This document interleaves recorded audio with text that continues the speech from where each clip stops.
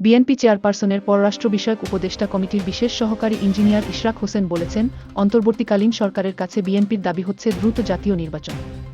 সোমবার পূর্ব লন্ডনে আমরা ঢাকাবাসী আয়োজিত প্রবাসীদের সঙ্গে একমত বিনিময় সভায় তিনি একথা বলেন।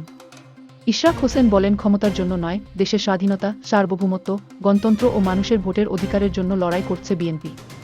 বিএনপি চেয়ারপারসন সাবেক প্রধানমন্ত্রী বেগম খালেদা জিয়ার পূর্ণ সুস্থতা কামনায় আয়োজিত বিশেষ দোয়া মাহফিলে অংশ নেওয়ার পাশাপাশি ইঞ্জিনিয়ার ইশরাকের সাথে মতবিনিময় করেন যুক্তরাজ্য প্রবাসীরা। সভায় আরও বক্তব্য রাখেন যুক্তরাজ্য বিএনপির সভাপতি এম মালিক, সাধারণ সম্পাদক কয়সর আহমেদ সহ বিএনপি ও যুবদল ও বিভিন্ন পর্যায়ের নেতারা। দখল হয়ে গিয়েছিল, খুনি স্বৈরাচারী ফ্যাসিস্ট হাসিনা ভারতের কাছে আমাদের দেশটাকে বিক্রি করে দিয়েছিল।